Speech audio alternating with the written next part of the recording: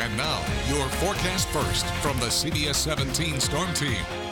Well, July has returned after a week with highs in the 80s. The 90s return today. Good evening. I'm Wes Hohenstein. And as we head into tonight, still very warm, but also very dry. Just a few specks of green on the radar the next couple of hours, but we'll fall to near 90 at 7 o'clock, down into the mid 80s later tonight, on our way to the upper 70s by late tonight. And we've got a few more 90s to talk about before a wet and cooler pattern returns. I'll update you on when that's going to happen coming up a little later. Now, local news that matters. This is CBS 17 News. Children evacuated from a daycare center. New tonight what prompted the drastic safety measures. Plus, a medical emergency leads to a crazy crash. How the driver ended up on top of 4 other cars. But first, breaking news tonight, another serious crash, this time on Creedmoor in northern Wake County. It involves a tractor trailer and a van. CBS 17's Zach Dahlheimer is live tonight with the breaking story. Zach.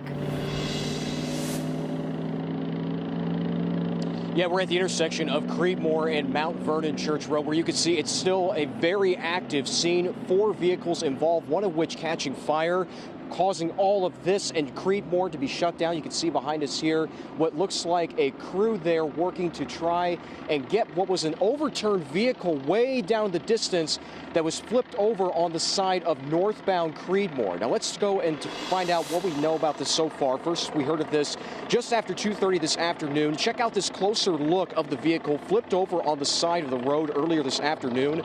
We're told the flatbed of the truck ended up on top of the van in the crash just south of the Highway 98 interchange.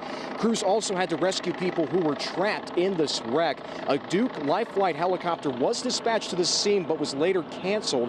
Now we do know there are injuries. We don't know the extent of these injuries at this time or the overall conditions of those involved in this crash. When we were driving up, first responders on the other side of the scene were directing traffic near Shooting Club Road. An important note still, too, deputies did tell us that southbound Creedmoor Road has been shut down beginning at Highway 98, as you can see right down this road. However, you can get onto northbound Creedmoor if you're coming in off of Mount Vernon Church Road here at this intersection. That's the latest we know so far here at the scene, but of course we'll keep you posted with the latest updates as they come in, both on air and online at CBS17.com. Reporting live in Raleigh, Zach Dahlheimer, CBS 17 News. Zach, thank you so much. Here is another look at that traffic. You can see the trouble spots in red. Southbound Creedmoor is closed from Highway 98 down. If you know someone traveling that way tonight, tell them to head north on Creedmoor from Mount Vernon Church Road. And remember, you can take the CBS 17 live traffic maps with you. Just download the CBS 17 News app. Within the last half hour, CBS 17 has confirmed a 3rd arrest in the murder of Kyle Jarrett.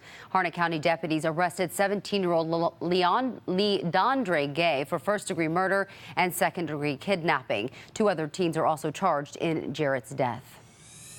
I don't know how much we had in the drawer. He just took everything. But he stepped really close to me and he had a knife, so I didn't know what to do. What you just heard is the 911 call after a robbery in Wake Forest Wednesday night. Police have made an arrest in this case, but say they're concerned about the number of similar crimes happening in town. CBS 17's Lauren Haviland is live at the Wake Forest Police Department. And Lauren, the teenager that's being accused of robbing the dry cleaners may be familiar with the business? That's right. Triangle Dry Cleaners is part of a strip mall off Rogers Road. Just 2 doors down from that dry cleaners is a restaurant the suspect worked at. Every day, Austin Yvonne goes to work at Expert Computer Repair. But Wednesday turned out a little different. It's pretty crazy. That could have easily been me. Little did he know at the time, just next door, an employee at this business was getting robbed. I just got a knife pulled on me and robbed at my location. I work at Triangle Dry Cleaners. Police say the thief got away with cash, but it didn't take long to track him down.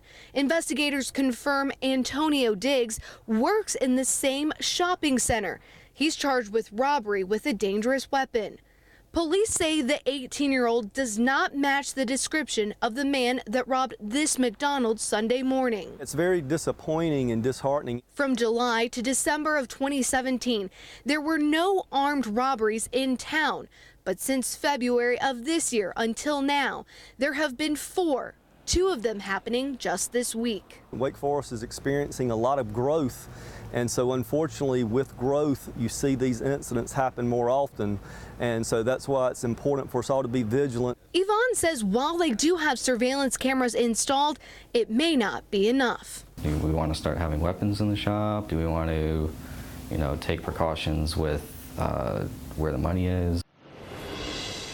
Coming up at 6 o'clock tonight, after multiple armed robberies, what Wake Forest police say they're going to do to help fight the increase in crime. Live in Wake Forest, Lauren Havland, CBS 17 News. Lauren, thank you. A frightening day for children and their parents after a daycare is evacuated because of a nearby crash. Fayetteville police say a truck hit a propane tank next door to Tabor's daycare on Wingate Road. Officers moved everyone from the daycare and closed Wingate Road while they worked to cap off the tanks. Thankfully, no one was hurt in that crash. Once the tanks were secured, the road reopened and the kids were moved back into that daycare. A 73-year-old woman in court today on charges she was running a prostitution ring out of a Fayetteville massage parlor. CBS 17's Sheena Elzy was in the courtroom when the woman went face-to-face with the judge. Sheena.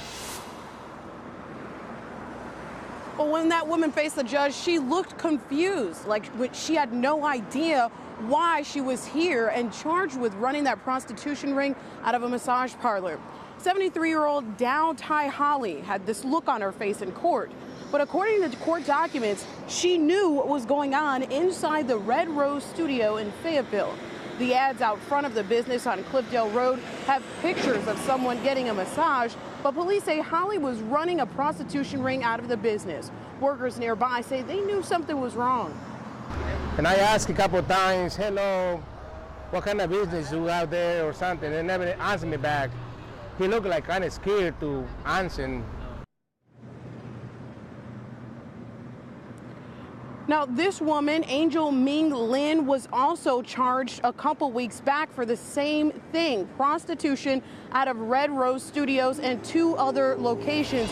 Coming up tonight at 5, I'll tell you where those other locations are and who else is involved in all of this. But for now, we're live in Fayetteville. Sheena Elzy, CBS 17 News. Sheena, thank you. The FBI announced an arrest in the murder of a Pigsca Inn employee. Agents say that Derek Pendergraft confessed to killing Sarah Ellis. Both Pendergraft and the victim worked at the inn. Ellis's body was found in the trail connecting the inn to employee housing around 10:30 Tuesday night. There's a gray cloud over the inn right now. We're all kind of in shock, and the reality really still hasn't set in. Investigators say Pendergraft told them he blacked out, and when he came to, he felt like no time had passed. He said he blinked and was looking into the face of Sarah Ellis with a purple face. Pendergraft is in federal custody. If convicted, he could spend the rest of his life behind bars. A man is seriously hurt after a crash this morning in Raleigh. This was breaking news on our new newscast. Police tell us the driver suffered a medical condition after dropping a family member off. As he was leaving the parking lot, he hit the gas, then drove over a handicapped parking sign before spinning the car in a circle in the middle of the street. And get this, back in the parking lot, he somehow landed on top of 4 other cars. There it is. Disturbing new details about how a family found a hidden remote control camera in their daughter's bedroom. Earlier this week, we told you Brian Fisher was arrested on charges of secret peeping. According to the victim's family, Fisher was a family friend and had access to both the woman's bedroom and Wi-Fi passwords while he was house sitting for the family back in April. The family says Fisher had previously expressed romantic interest in the victim, but no relationship ever evolved. CBS 17 confirmed the state is investigating a nursing home in Rocky Mount. It's owned by the same company that owns an assisted living facility in Tarboro, where police say a resident murdered one woman and sexually assaulted another. New tonight, CBS 17's Michael Hyland is digging deeper and shows us what he's uncovered. State investigators have come to the Hunter Hills Nursing and Rehabilitation Center in Rocky Mount. I found out the Department of Health and Human Services got a complaint related to an incident this weekend. Rocky Mount police confirmed they got a call about a 92-year-old woman being sexually assaulted at the facility. They're still investigating to determine whether the incident actually happened. The state confirmed a company called Principal Long-Term Care owns the facility. That company did not reply to my request for comment today. That's the same company that owns Open Fields Assisted Living in Tarboro.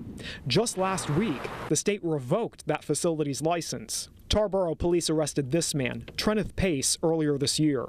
He's a registered sex offender and lived at Open Fields. Police say he raped one woman and murdered another, Rebecca Udy, at the facility. I talked to Udy's daughter, Annette Lambert, on the phone. God help us for failing our elderly in our society nowadays. It's wrong. It's just wrong. Lambert's family has hired an attorney and still trying to determine their next steps. Before her mother's death, Annette said she didn't have any concerns about Open Fields. Coming up at 6, I'll show you what I found when I looked into past issues at these facilities and how you can easily get that information too. All right, Michael, thank you. If there's something you want CBS 17 to get answers about, just let us know. Call the newsroom at 919-835-NEWS or send an email to newstips@cbs17.com. Some visitors to the Outer Banks are being warned to stay out of the water. The State Department of Environmental Quality issued the warning for Dare and Currituck counties after this week's high rainfall and flooding. They say the storms could cause excessive bacteria in the water. Heavy rains caused the towns of Kitty Hawk and Corolla to pump floodwaters containing pollutants and septic waste into the ocean. The DEQ is testing the water, and we'll let you know when it lifts that swim warning. You can now take your TV and with you and watch it on your phone or even your tablet. I wish my family could do that. We could save so much money. Still ahead, how you can cut the cable cord and still get your local channels. Listen, I didn't miss it at all, but July heat in the 90s is back. Some of us still right around that 90-degree mark, and we've got a few days of it before that wet and muggy weather returns. I'll update you on how that impacts our weekend coming up in your forecast. Let's get ready for the super fans. Vendors, celebrities, and lots of fans are on their way to Raleigh. New at 5, what they'll find when they get here.